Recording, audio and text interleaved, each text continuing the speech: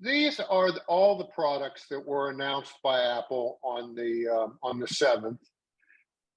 Usually I do this presentation right after the announcement, but Apple moved up their announcements a week earlier this year. So now we're a week and a half out. I'm sure a lot of you have seen some of this, but I have details that you probably are not aware of.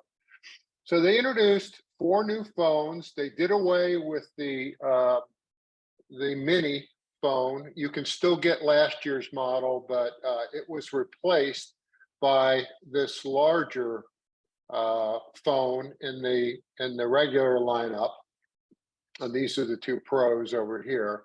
There are 3 new watches, including the big boy, and new AirPods. And the new AirPods they're pretty good.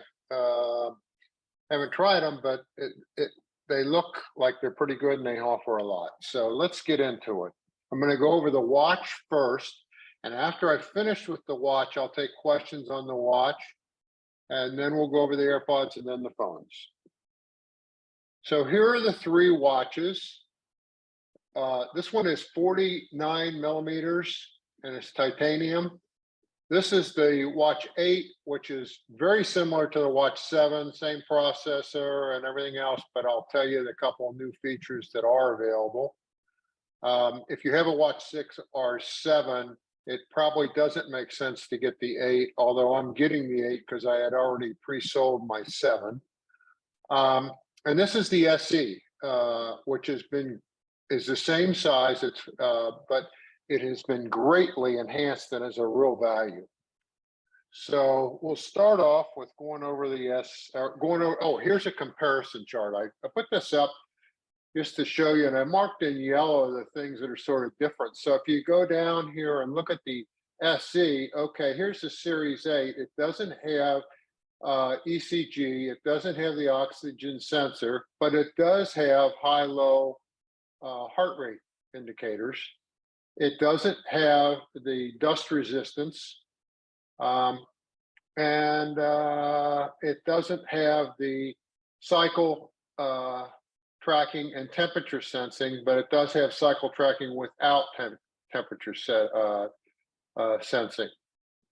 So, and of course, this column shows what the 8 has and the Ultra and the things that are sort of missing and have been added to the Ultra lineup.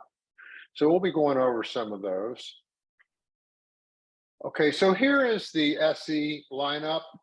And as I said, this has been greatly enhanced and is a real value for someone who does not necessarily need to take an ECG or have the oxygen sensor or the temperature sensing with cycle tracking. But it is 20% faster. It has the same chip as the iPhone 8. It does have an activity area. It does have the emergency SOS. It has fall detection. Apple Pay, 30% larger than the Series 3, which has finally been eliminated from the lineup, thank goodness. Has sleep tracking, the same as the 8. It's got the multiple workouts. And on the back, the back is now synthetic on the SE lineup, and it matches the color of the watch. So if you're getting a black watch, it's going to be black and so on. So let's go on. I just want to show the price of this and how reasonable it is. So this is a picture of the watch, one I picked off of their website. Now, I wanted to make this note clear, and this came up in one of the reviews, just happened to mention it and I picked up on it. It does not come with the fast watch charger that attaches to the back. So if you want fast watch charging, you're going to have to buy that from another adapter from Apple to do the fast watch charging that comes with the 8 and it comes with the Ultra. So I want to make that note. But here's the price. If you get a 44 millimeter, starts at $279. If you add cellular, it's $329. That's it. And then the Apple Care is only $49 for 2 years for this particular model. So this is really a great value, particularly if you have a child or someone who does not need those other couple of health features that I mentioned. Okay, so here is the a summary of the Series 8. It's very interesting that they have Wednesday the 7th here. I found that a little ironic because this watch is just like the 7. It has the same processor. The only thing that they've added is they've added the temperature sensing, okay, and they've added the crash detection. And they've added international roaming, and I don't know if that'll go back. That might be a software thing that goes back to the 7 as well. I'm not sure, but that's it. I mean, it's other than that. If you have a 7, you should, or even a 6, you should be very happy with those watches. And unless you just want the latest and greatest because you want these temperature sensing elements and the crash detection. And I'll mention on the temperature sensing, there's some confusion about that. I mean, everybody thinks, well, I'll just take my temperature right now. Well, you can't do that. This takes your temperature every, I don't know, 4 or 5 minutes at night. And it will show if you're in your health app, if you're a male or female, but of course, if you're a female, you can do cycle tracking with that to help you with your getting lined up to get pregnant. Okay, so the other thing that they've added in the software across the line is the medication reminder. And that's a good app that's, again, across all watches. The battery life is the same as last year, and so on. And here is the Ultra. It's huge. It's 49 millimeters. And there are some added features. It's water resistant or waterproof down to 100 meters, so you can use it for diving. It has an extra button on the side that you can customize. So if it's a certain workout that you do, you can just hit that button and that workout will come up automatically. It has dual GPS rather than singular GPS, which is more accurate, particularly like if you're in cities or in the mountains. It has a night mode. And the night mode is nice because the brightness is 200 nits, and that's really bright. I mean, the Series 8 is 1,000. The iPhone 14 is 1,200. The Pro is you'll see in a minute will go up to 2,000 outside in the daytime. So this. It's got the siren. I think I mentioned that. It's got the satellite feature that also comes on the 8, and it's a titanium case, and it's very well protected. That's why this metal's out here is to protect those crowns and so on. And the crown is bigger, so you can use it with gloves. And it's definitely designed for athletes, but a lot of people are buying it because it doesn't show it on this slide, but the standard battery is rated at 36 hours. And later this fall, they'll have a low power setting. It's not out yet. That'll take it up to 60 hours. Okay, so again, here's the chart. And of the comparisons. Now, and here's the price levels, the starting price levels on the website. And again, this is somewhat misleading when you compare it to the Ultra because again, this one goes up to about, I think it was $320 or so. If you get it with the Apple Care and with cellular and the bigger model.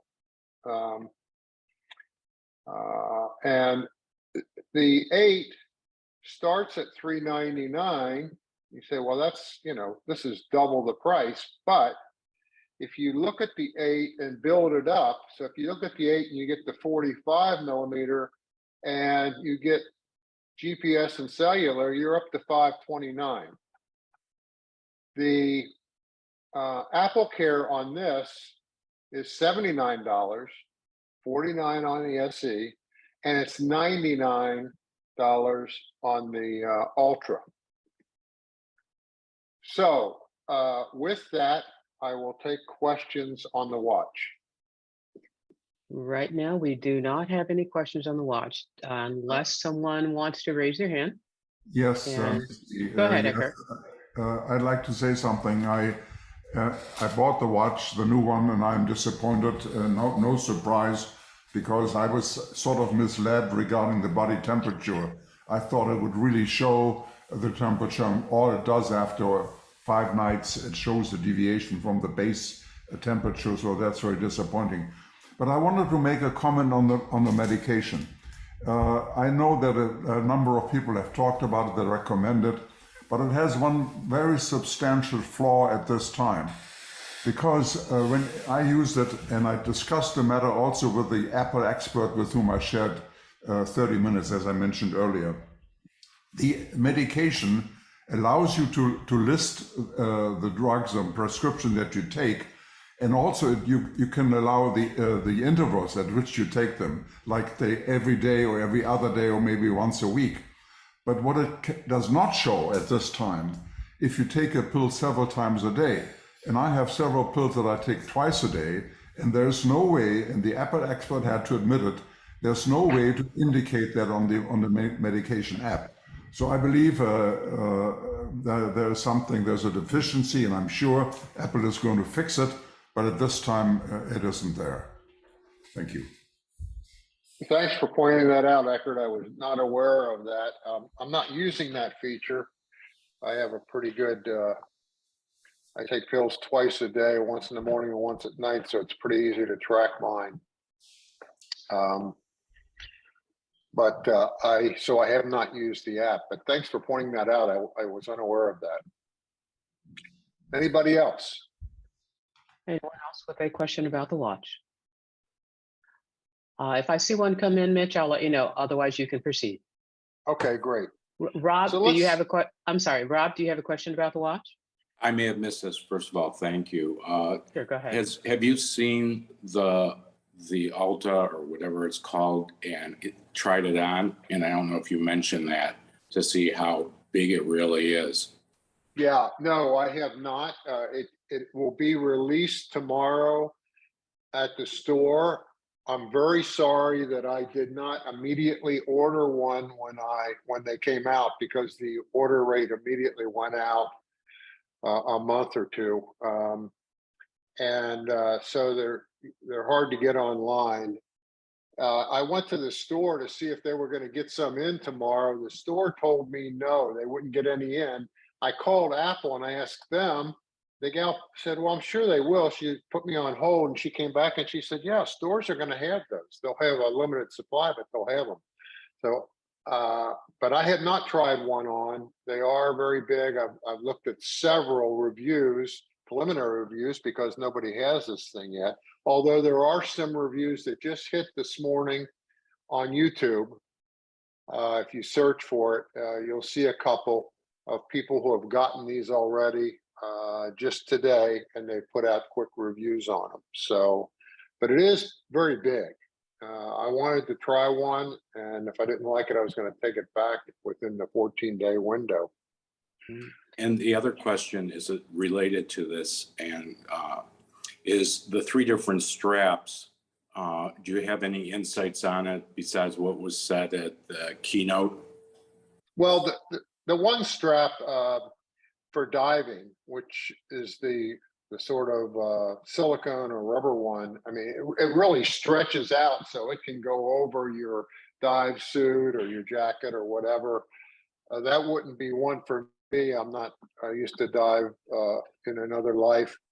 But the other two are very good. The one I particularly liked was the trail band, only because it's very thin.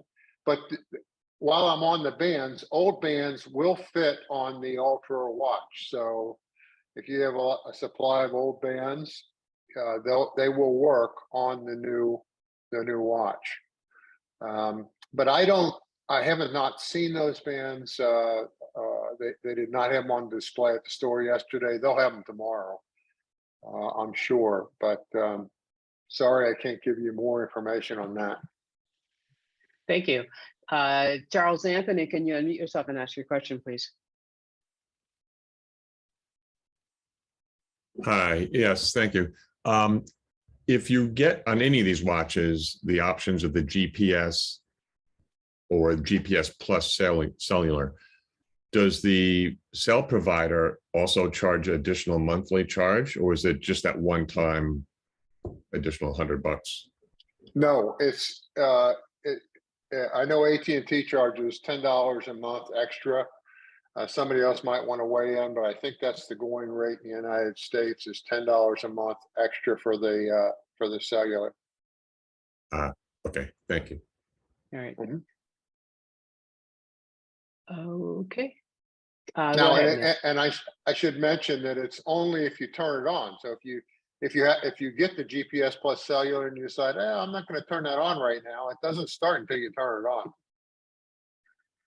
Okay, so I'll move on, Sheeta. Yes, go ahead. Okay. So let's talk about the AirPod Pro 2 lineup. And they have added a new size, an extra small. Apparently there was a big demand for people with smaller ear openings. And so they've added that, which is nice for those people. It looks to be, I have not seen one in person, but it looks to be the same size as the AirPod Pro, the existing one, the old one. And it has an H2 chip, which enhances a lot of different things that we'll see. This next slide, I think, is the one that makes you a little dizzy. No, not this one. Okay, the other nice thing is on the stem. Now you can move your finger up and down and it will increase or decrease the volume. And this is something that has been requested by people for a long time. So it'll be interesting to see how well that works and how people like it. And then this is the case. The case has been enhanced significantly. There's room for a strap right here, and it has a speaker right here. And the reason it has a speaker is if you misplace your case in the house, you'll be able to do the Find My, and it will make a loud noise, and you'll be able to find it. Also, it will take the watch charger on the bottom, as well as any other charger that you can lay it down on. And as far as I know, this is the only case that it comes in. There's no case without the bottom charging elements. Okay, and here's the dizzy slide. So here's the lanyard loop that I believe it comes with. That's what the website says. It's got precise finding. Here's the touch control for the volume. It's the extra size. It has the conventional ear boost. It has the precision spatial audio, and the last version of the Pros had that too. I think it must have been in a software update, but I know I went on mine and went through that exercise the other day. It has 2 times more active noise cancellation, which is great. 48 megahertz of audio for shared play. It's got that new chip. The hours here are a little bit higher. I think the play time's a couple hours higher, and the the charge time's a little bit higher as well. You can get, oh, this is the big selling point. You can get your emoji engraved when you order these. And that's, I mean, you got to have that. Here's the watch charger capability, the in-case speaker. And so there are a lot of features with this new AirPods 2 or AirPods Pro 2, and they kept the price the same as the old AirPods Pro on introduction, $259 or $249 for the second generation. You can still get the first generation. I don't know if you can still get it on the Apple site. You might be able to until they run out of inventory, but you can probably get it at some vendors who have inventory. But this is really a great addition. I want to get one, but it's just like my AirPods Pro now works fine, and I hate to spend $250 for those added features. So I'm on the fence on getting one of these. But now I'll take any questions on this that people might have. Marcia, can you unmute yourself and ask a question? Yes, I just wanted to know, do they come with these silicone tips? Yes, they come with the 4 tips. Oh, okay. I wasn't sure because I was looking at it and nowhere did it say that on the Apple website.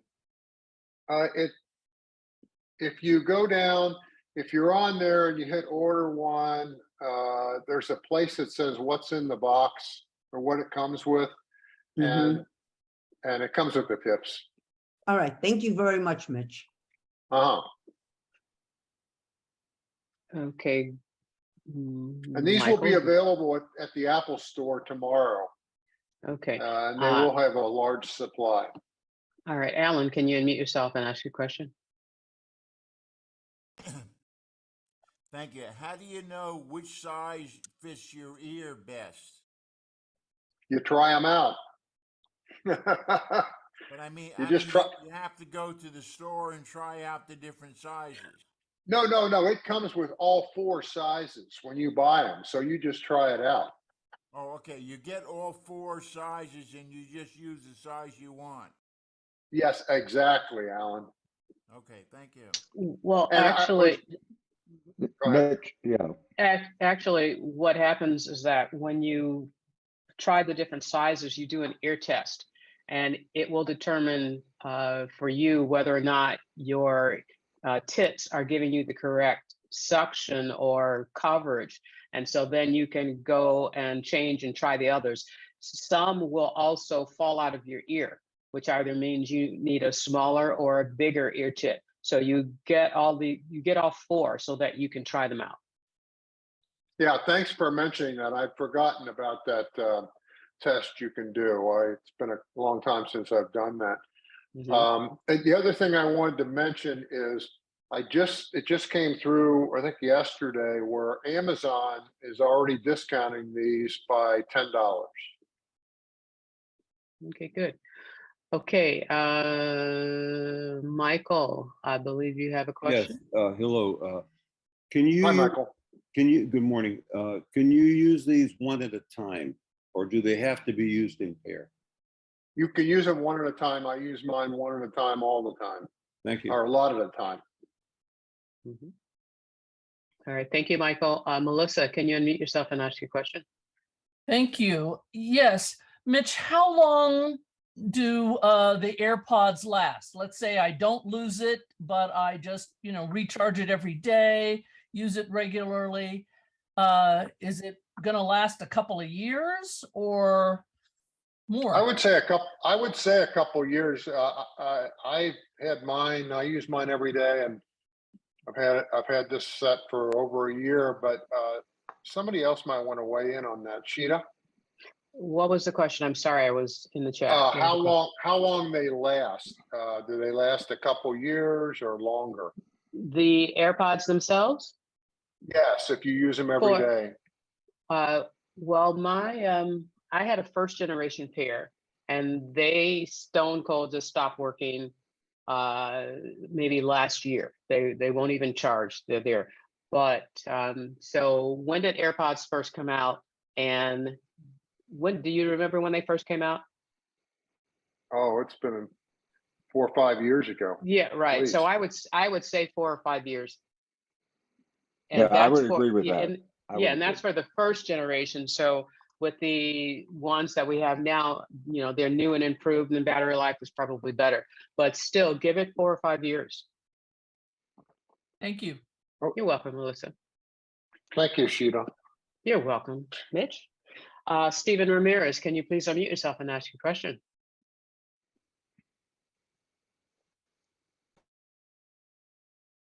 Stephen, you're up. Okay, Stephen, there you go. Yeah, I can tell you real quick. I've had the AirPod Pro Generation 1 since November of 2019. No issues.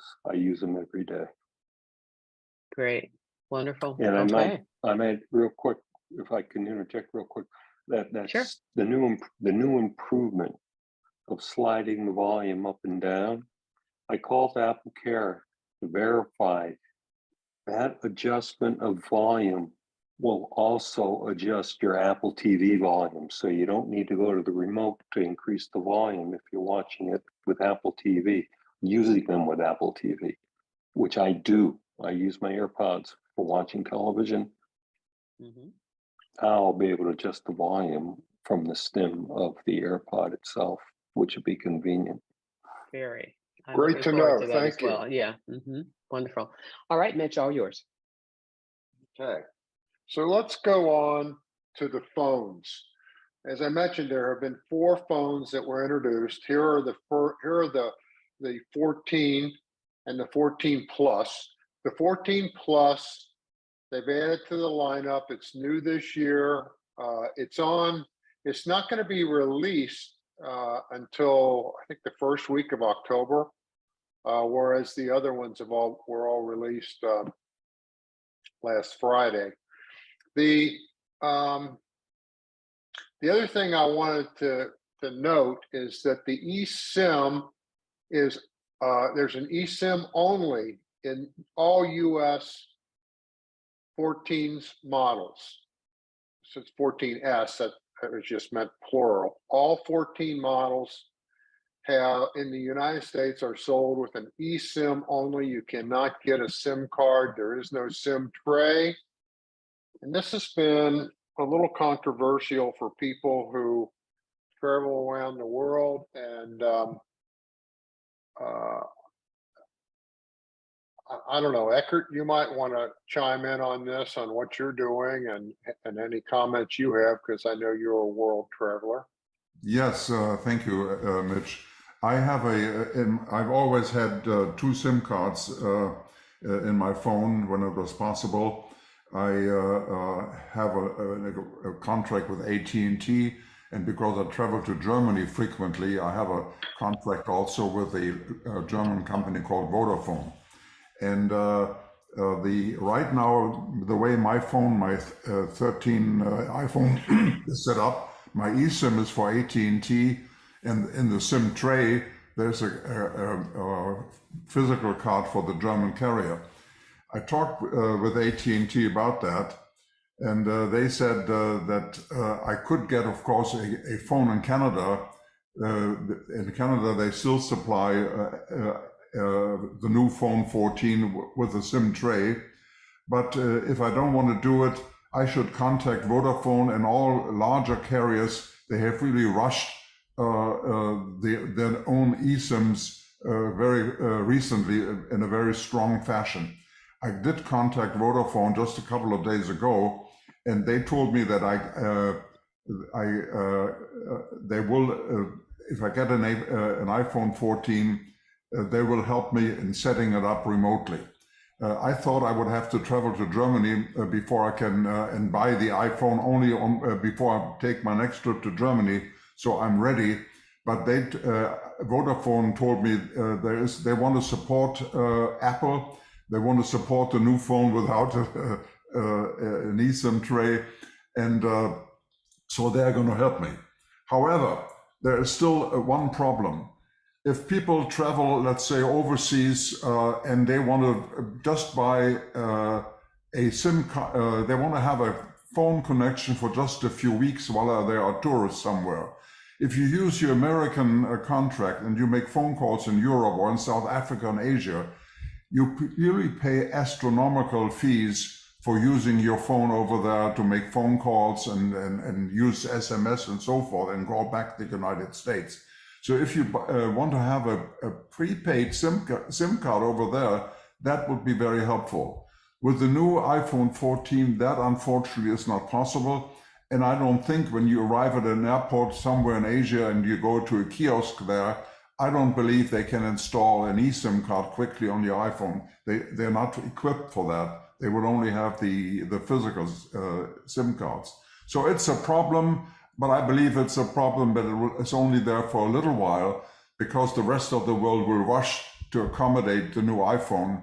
And so I believe while I personally have a problem right now, it will go away. And I understand because the advantages of using eSIMs is fantastic. You can have a number of eSIM cards installed on your phone. You can only use 2 at a time, but you can then easily switch from one carrier to another, to a third, and to a fourth. So I welcome the idea. I welcome the adaptation of new ideas, new concepts.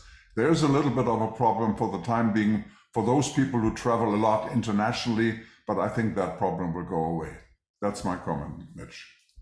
Okay, yes, and I understand that the eSIM is much more secure than a SIM card too. Okay, so any other comments on that? Don Peacock, you have your hand up. Can you unmute yourself and ask your question? Yeah, if you have T-Mobile, you just travel to Europe and you don't need to do anything, is what I've been told by a close friend. It works. Yeah, I over was gonna say that also. But Deutsche Telekom. So it just works over there, and you go to another country and it says welcome to the country, just like when you go to Canada, you get a notification. Oh, that's good to know for T-Mobile people. Good. All right, Lawrence Jenkins, can you unmute yourself and ask your question? I was just going to agree with that. T-Mobile is largely owned by Vodafone, and Vodafone, as I travel around to different countries, is that's why it's real compatible with T-Mobile, because they're actually one and the same almost. Okay. Thank you very much. Thank you. Okay, Mitch, all yours. Okay, so here are the key features on the phone, and I'm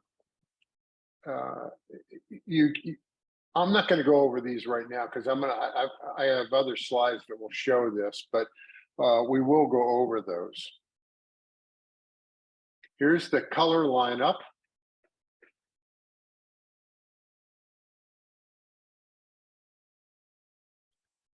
And here's all the goodies. Now, one thing I'm going to tell you about the iPhone 14, the one we're looking at right here, it is basically the same as the 13 with a few exceptions. It has crash detection. It has an action mode, which allows you to take videos when you're in the action mode. When someone is moving, running down the street, it acts like a gimbal and takes out all the shakiness in the camera, and it works pretty good, although it does degrade the quality somewhat in what I've seen on some demos. I couldn't tell how it degraded it, but they said it did. It does have a new 12 megahertz main camera. It has a front or megapixel, I'm sorry. Thank you. It has a autofocus on the selfie camera, a brighter flash, and it has the emergency SOS and the I mentioned crash detection. The crash detection and emergency SOS are on all the phones, as is the action mode. But if it has the same chip as last year's phone, and so there's not much difference. I mean, they just rewrapped the phone, and it probably should have been a 13S rather than a 14, because there's not much, like I said, they just added a few things inside and enhanced the camera a little bit. So, whoops, okay, here's the emergency SOS. I got a couple slides on that, and that's a really nice feature for people who are out of cellular territory. And you think, well, most of us that wouldn't probably happen to. We're an older crowd in general, but you know, like in Florida, you could have a hurricane and be without cellular service real easily. So this would allow you to communicate with the satellite. It's just for emergencies, and so here's the emergency text to the satellite, and here's how you would locate the satellite. You point the phone towards the sky, and it lights up when you are in connection with a satellite, and you have to hold it there while you're doing anything. And you see it says open messages, and when you open the messages, there are standard messages to send. They have to keep this very simple, sweet, and to the point, and it might take a minute or two or three for you to get a response, or for this to go up there, depending on cloud cover, if there's trees, and so on. But this is a real welcome feature, and I think over time you're going to just see more and more of this. So the next is crash detection. Hope nobody has to ever use this. It will detect crash detection, front end, side, rear end, and rollover. There's the rollover slide. That looks nasty to me. And it looks like you've had a crash. If you don't respond, they're automatically going to call emergency services, which is really nice. And this same feature is on the watch. So the watch will detect if you had a crash as well. Okay. Do you know Again, what some of the what some of the differences are in how it detects a crash from a fall? No, I do not. I just know that it does, and it has to do with the sensors that are built in the watch. I mean, it detects when it's when it's more than just a fall. Great. Okay. Sorry, I can't provide more input on that. No, I agree. That actually was a question in the chat, and I agree with you, because I do believe that when they do a fall detection, there are several metrics that it looks at, and one is the G-force, and one is the amount of gyro, how much gyro turns. So I'm sure that there are some distinct differences in what it's doing. Okay, James Corsica, can you unmute yourself and ask your question? Hi, Mitch. Hi, Jim.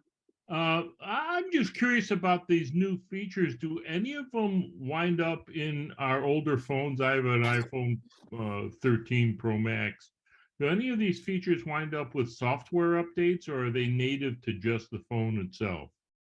Okay, these are new, and these are native to the phone itself. This crash detection, action mode, the brighter flash, the enhancements to the camera, the autofocus. Those are not going to be in your last year's phone. Everything else will be in last year's phone. Okay, thanks. Okay. Okay, Michael, can you ask your question? Yes, that on that crash detection, they set the G-force higher than anything that humans could do to themselves.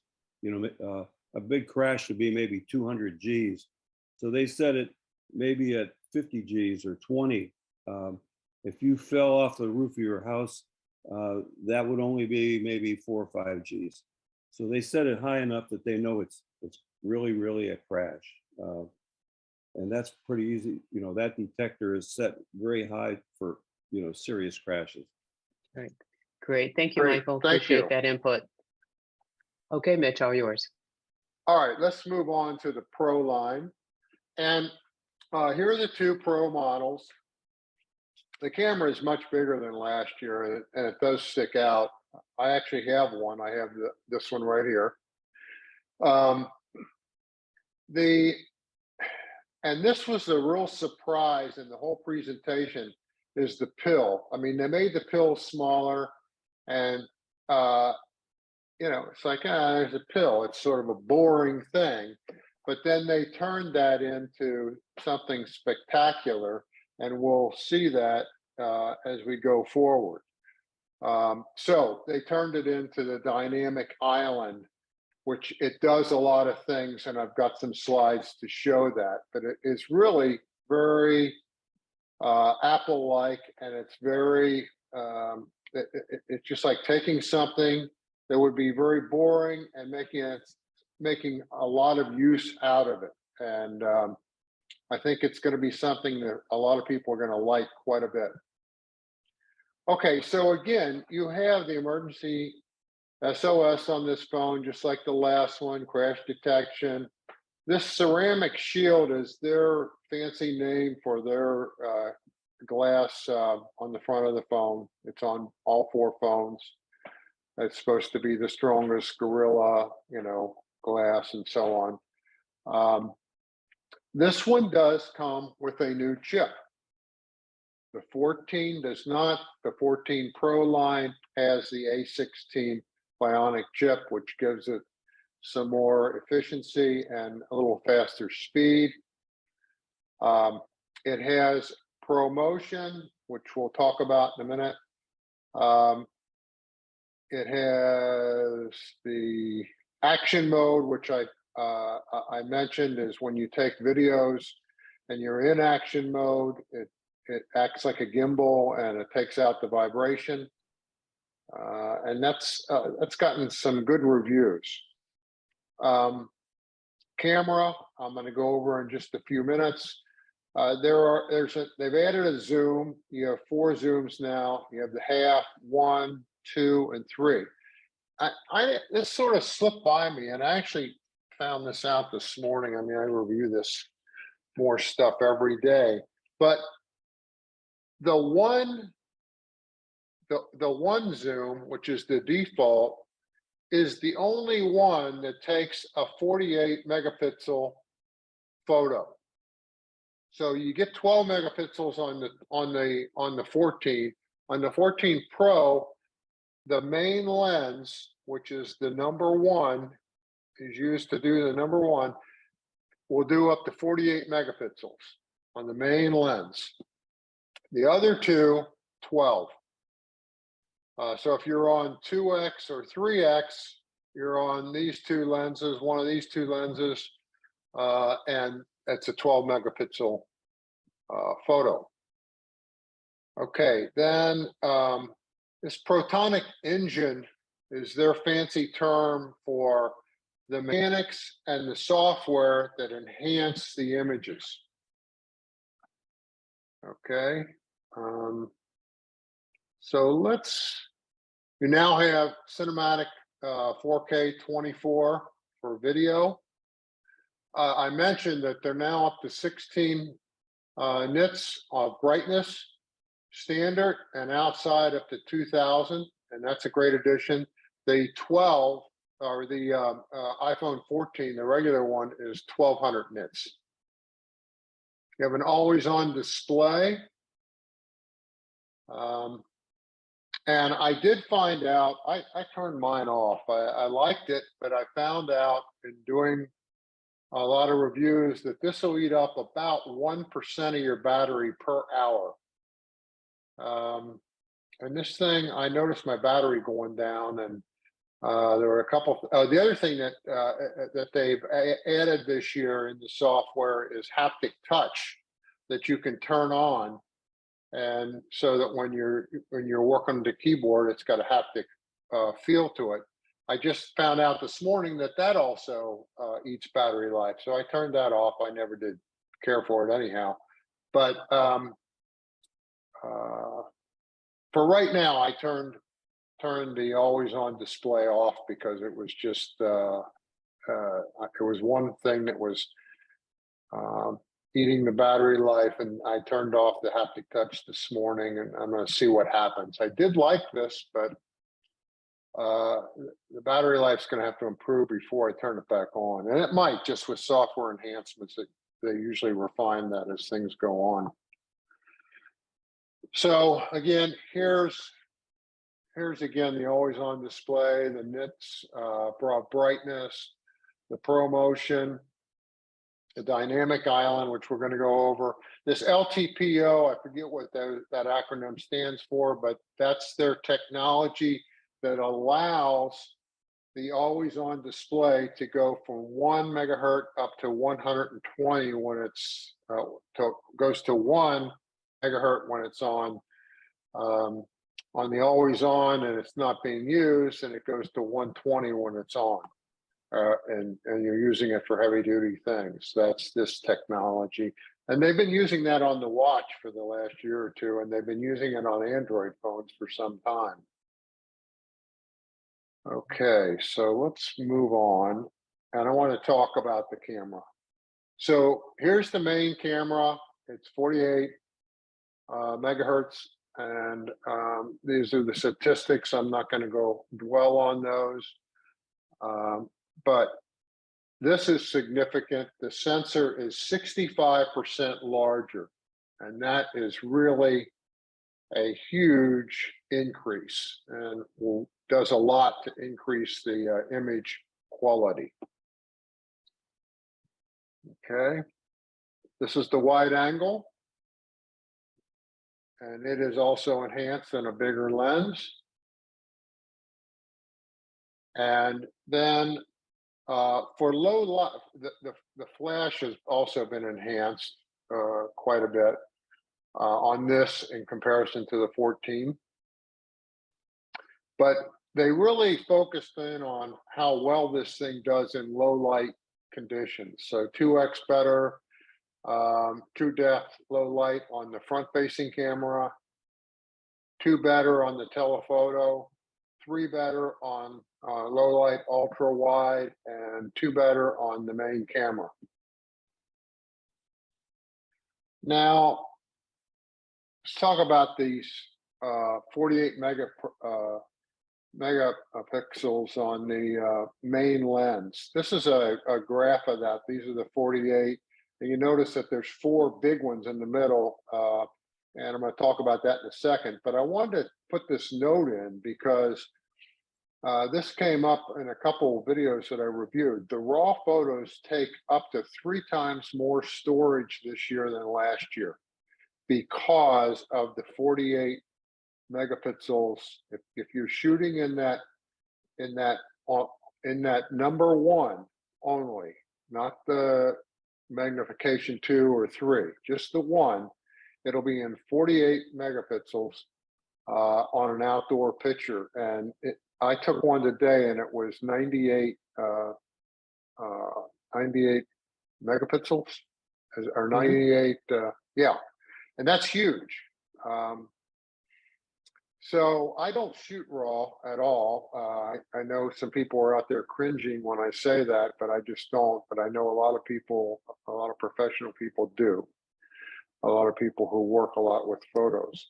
So getting back to these, what this represents is in low light conditions, what they do with their software is they'll take 4 images and combine them into one of that particular item to enhance the low light quality of the image. So you can end up with a 12 megahertz,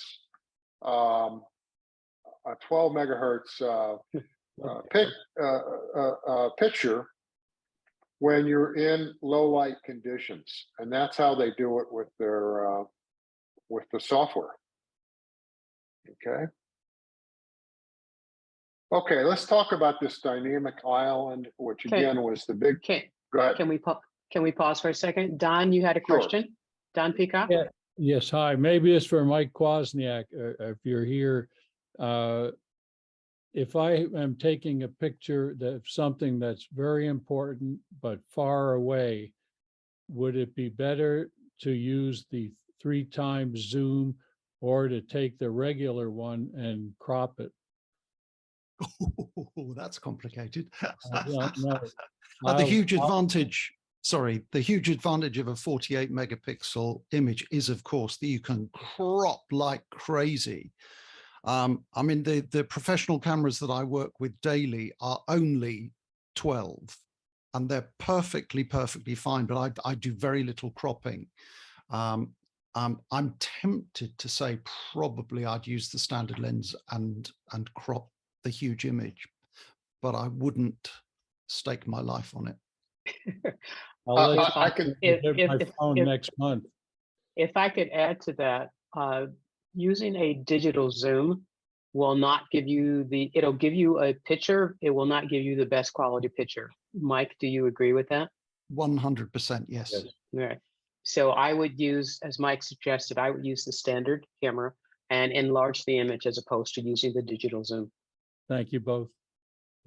Okay, now I'm actually working on getting Mike some pictures, and I took 3 pictures. I took one with the one zoom, one with the 2, and one with the 3 of the same scene.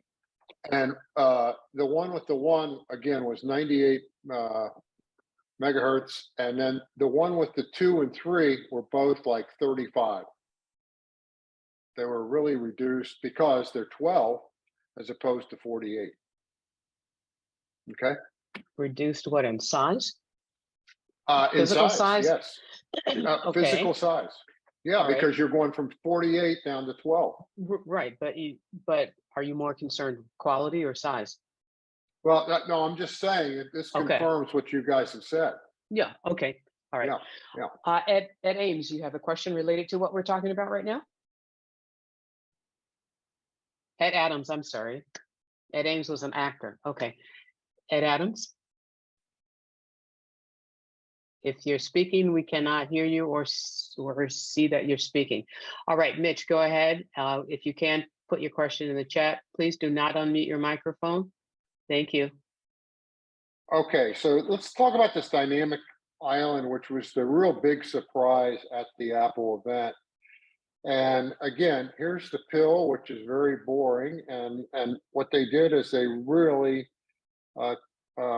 figured out how to use that in a neat way. So here it is when you're talking on the phone. It automatically expands. It shows the voice here, and it shows how many minutes you're talking, and it shows the picture of the phone. Here it is when you get a call. Okay, shows the person and accept the call or decline. And here it is when you connect your AirPods. Okay, shows the battery.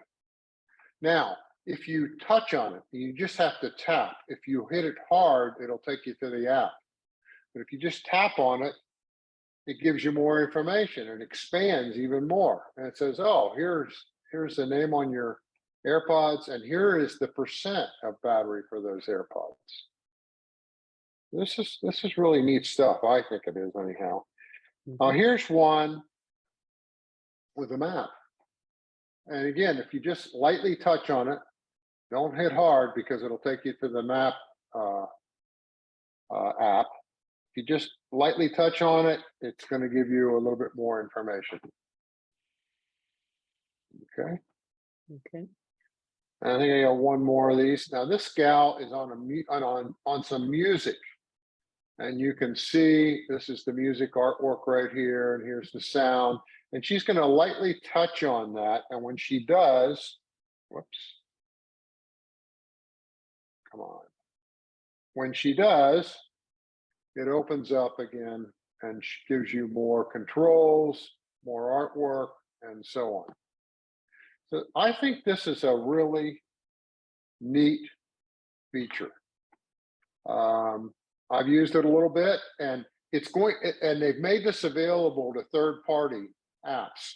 So a lot of third-party apps, I'm sure, are going to jump on this because they're going to want their app to have this capability to show up in the dynamic island. Okay, and now I want to just quickly go over pricing. They held the pricing the same, which was another big surprise, and it was really smart on Apple's part to do this for a lot of different reasons. I mean, inflation's going crazy. A lot of people don't have a lot of money to spend on these things. This feeds a lot of their ecosystem, and so they did not raise the price, and everybody thought they would raise the price by $100 on the Pro line, and they did not, and I'm glad they didn't. So these are the base prices, and for the 14 series, if you go up to the next level, so if you go to 256, these all go up $100. So like the 14 Pro, this is at 128. If you go to 256, it becomes $11.99. A lot of carriers are offering special deals this year on these that really bring the price down. And I know a lot of people have taken advantage of that. Any questions on that? Any questions on the iPhones? I'm going to get one more slide in here. Okay. Okay, yes, that's the end of the presentation. And so we can open it up to questions. Okay, so I have a response and 2 questions. Ed, get ready. Michael, get ready. Don, and also in response to your question about taking pictures, I would take that shot in RAW. Then you'll have all of the data with that image. If you take it in JPEG, JPEG is going to throw away some of that data. And when you enlarge your picture, it will not be as, there will not be as much information, data, pixels, than if you shot with RAW. So shoot it in RAW. Okay, you're welcome. Okay, Michael, you are next. Michael, you had a question. Yes, the basic iPhone 14 versus the Pro, just for picture taking, for a person, I already ordered the 14 Pro, but I have friends that I'm trying to talk into getting the straight 14, and if they took snapshots, they didn't need telephoto and all that, just family snapshots. How would the 14 camera be versus the 14 Pro camera for snapshots? Would they be pretty close? Yeah, I think they would be pretty close. I mean, I don't know, somebody else might want to weigh in on that. I got the Pro last year. My wife got the regular, and I didn't notice any difference in her pictures. Go ahead, Can I Mike. stick an oar in? Yes. Yes. Just to repeat what I said a short while ago. I've been shooting 12 with a 12 megapixel camera forever. 48 megs is extraordinary, absolutely extraordinary. But I think that I honestly believe that 12 is perfectly adequate. Just in case anyone's interested, forgive me for doing a bit of advertising, but next month, and I think it might be the meeting on the 19th, I will spend the meeting talking about raw photography on the iPhone, which might be useful. Wonderful. Wonderful. Thank you. One more comment on that. You can only take RAW, I believe, on the Pro line. You can't take RAW on this one, on the regular 14. I'm pretty sure of that. Mitch, there are apps available that do permit it, but it's okay. so it's not Apple Pro RAW. Okay, not Apple for a while, but you can get an app that'll do it. Okay. Absolutely. All right, wonderful. Okay, Ed Adams, is your microphone working now? Ed, your hand's up. I see your microphone. It's unmuted, but I don't hear you. Are you speaking? Okay, you will have to put your question in the chat because I do not see that your microphone is working. We're going to move on. John Scudder, can you please ask your question? Yes, is the emergency satellite messaging a separate application or is it included in the messaging platform? Can you explain that a little bit further and how you would access that? Thank you. It's a separate application, but it's built into the phone. I mean, it's nothing you download or anything else. And I've not tried it out, but as I understand it, when you point the phone, I don't know if it automatically comes on if you're out of cellular service automatically when you hit SOS. That's not quite clear to me, but I know that when you point to the satellite and you hit that message area, you're automatically in the satellite mode there. But I've not seen much on that, and I've not seen it demonstrated in a video yet, other than on the Apple site. All right, thank you, John. Michael Tolper, can you please unmute yourself and ask your question? Sure. Hi. Yeah, I was wondering if there's a particular site that you might know about that we could visit from time to time to see who's actually offering some of the best deals, like through T-Mobile. I got to upgrade to the 14 Pro. That's what I want to do. Yeah, I think if you're with T-Mobile, the best thing to do is to call T-Mobile or to get on Google and or whatever your search engine is, and search for T-Mobile deals on 14 Pro, and it'll come up. I mean, they've got some great deals out there, and same thing for the other carriers. But that's the way to do it. There's no one site that I know of that lays it all out. Okay, great. I'm going to shoot you through these questions because we got a lot of hands. Lawrence Jenkins, can you unmute yourself and ask your question? I was going to buy the Series 8 Gold, which is $799 if you get the 45, and it's the same. And so I ordered the Ultra instead because it was pretty much the same price, and it's going to be there on Friday. Oh, that's great. I think that's a wise choice, because if you get the standard 8 model in stainless steel, it's the same. It's virtually the same price as the Ultra. So as long as you can handle that bigger size screen on your wrist, I think you made a wise decision. If you don't like it, call me, because I'll buy it from you. Wonderful. Okay, Archer Yates, you have a question. Yes, I purchased the AirTags, the 4-pack of the AirTags, and I pulled a little plastic shield out so it would activate it. And then I was testing it in my house. So I've got a iPhone 13 Pro, and I go to Find My, and so I'm testing it, and it's not picking up the signal of the AirTag until I get within 15 feet of it.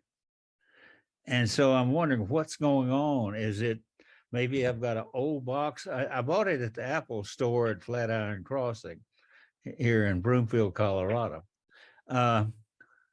What has anybody else had experiences with trying to use the AirTag? What is the distance that it will actually give a signal? I'm not sure. 15 foot doesn't sound. I would think 30 foot for Bluetooth. Yeah, 30 to 50 feet. would be expected. So you might want to go to the Apple Store and talk to them about that, and maybe they can help you with that. Yeah, Okay. because I've got an Airport Extreme. Mhm.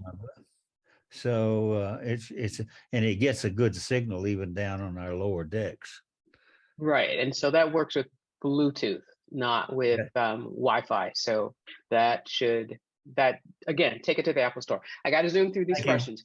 Okay, Alan, unmute yourself and ask your question. Can I hear you, Alan? Are you speaking? All right, we can't hear Alan. Ed Adams, your microphone is still unmuted. Do you have a question? Is your microphone working? Okay, I cannot hear you. Okay. Stephen Ramirez, unmute yourself, ask your question. This is not a question so much as a quick comment. The Okay. feature that has blown me away, and I think it'll be very useful for the group in future presentation, mirroring of Apple Watch to your phone screen. It works absolutely phenomenally. Oh, trust me, we will take full advantage of that. Thank you, Stephen. All right. Okay, Alan, your hand is up. Is your microphone working now? Unmute yourself. Okay, can you hear me now? We can hear you now. You need to speak up. You're very low. Okay, on that dynamic window, can you go from one app to another by moving your finger across the window from left to right, or how does it decide which app to tell you about? Okay, that's a good question. It'll handle up to 2 apps. So in the demonstration that they gave, I believe in the Apple presentation, and I've seen in some videos, is, for example, if you're on a call or you're listening to music, and then all of a sudden you set up a timer. The timer will show as a smaller icon in the dynamic window, but that's all, just 2. And if you opened up a third one, I haven't seen anybody ask that question or address that issue. But I know it'll handle 2. And you don't putting your finger on it and moving back and forth, I don't think does anything. Okay, so my question really, again, I'm a little confused. How does it know which app to tell you about? I mean, if I have 10 or 15 apps, how does it choose which app to tell me about? Well, first of all, right now it's only working with Apple apps. So like the phone or notes or music. It's available to third parties, but the third parties are going to have to develop the software to use it. But it knows, I mean, if you turn on the phone and all of a sudden you get a phone call, it knows to just put it up there. Right.